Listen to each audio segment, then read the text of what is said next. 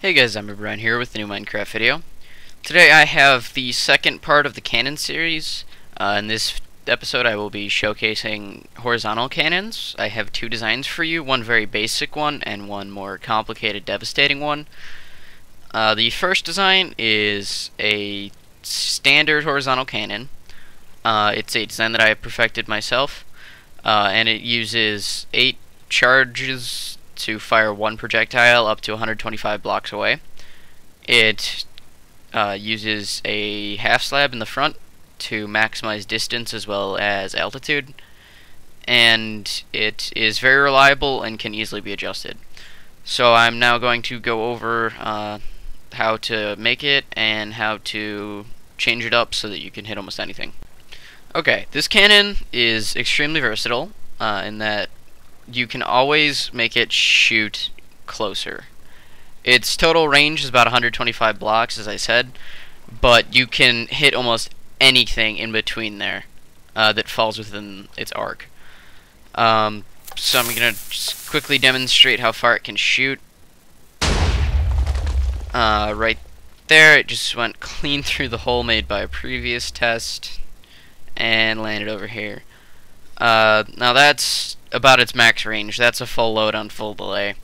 But what you can do is add and subtract TNT and add and subtract delay to make it hit more things. So if you were to use less TNT, it would go less distance, and if you were to use less delay, it would also go less distance and either explode in the air or explode closer. So it just landed in a hole from another previous test. Apparently there's no bedrock here, that's interesting. But yeah, so you can always hit something in its line. So say if I used 2 charges and 1 projectile to say hit maybe right here, it'll touch down and explode a lot closer. So you can cover the entire area between its where it is and its max range by either adjusting delay or adding and subtracting TNT. Now I'm going to show you guys how to build it. Alright, so to build it, what you're going to need is any block. For this one, I like to use obsidian because if you're messing around with the delay a little too much, it tends to explode in your face, which isn't fun, and you'll have to repair it, and it's just a waste of time. But you don't have to use obsidian if you don't want to. Right here I'm just going to use my cool sandstone stuff. But what you want to do is make a 9-block long tube like this. I'm not totally sure if this is 9 blocks long, but you can always change that up.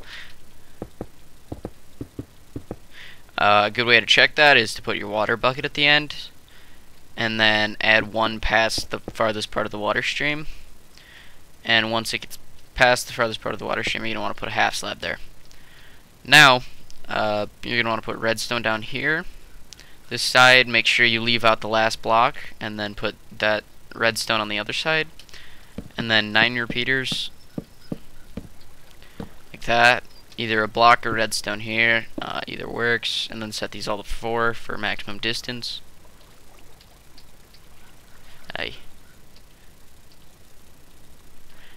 And you put your button right here. Where button? There we go. Button goes right here, and your TNT goes on this row right there. So what happens is when you press the button, it ignites the charge, and then 9 repeaters later, it ignites the projectile and fires it. As you can see there, it hit a lot higher, like it hit right here, and then it dropped down to here after it exploded. Now if you were to adjust delay, you can make it so that it explodes up here, per se, because the fuse has been going for longer and it doesn't have time to fall. So you can hit quite a few things with it. It's very, very versatile, and it's a very, very nice cannon design. Now I'm going to go into a more complicated design. I can't show you guys how to build this because it is gigantic, but it's very cool nonetheless.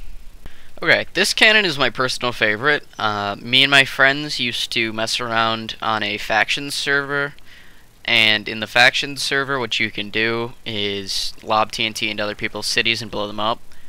So we used to have giant TNT ores, and basically whoever had the best cannon was the dominant faction.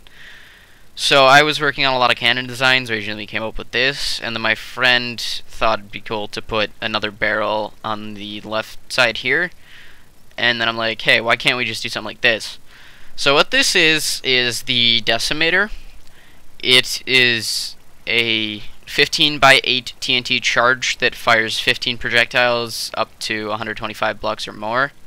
It uses 135 TNT per shot, which is over 2 stacks, and it is a grounder, meaning that it will basically shoot them across the ground or have a downward arc due to how it's just lit.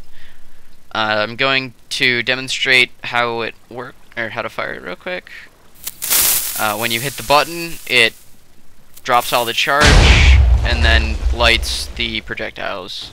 Now obviously there's the giant kale wall here, so they didn't shoot as far as they could, but as you can see, it's a giant spread and it totally annihilates everything it hits. It doesn't fire evenly every time, which is what makes, which is what makes it really nice. And it just makes a giant arc of destruction with its projectiles. It's a very, very large and expensive cannon, you could say. But it is absolutely amazing, and it will totally annihilate anything that you shoot it at. The way I power the charge here is I have what I'd like to call a grill on the top. It's a giant grid of TNT, 15 by 8, powered by a button, which this torch represents. And imagine TNT below this. It powers every single part, including right there. And it drops all the charge down. And once the charge gets dropped, what happens is it goes through these 8 repeaters to the projectile row, which powers above the projectiles, and then fires the projectiles. So now I'm going to reload this and show you guys it again in slow motion. Alright, now it's loaded.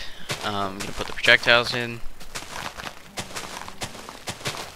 and fire it for you guys again.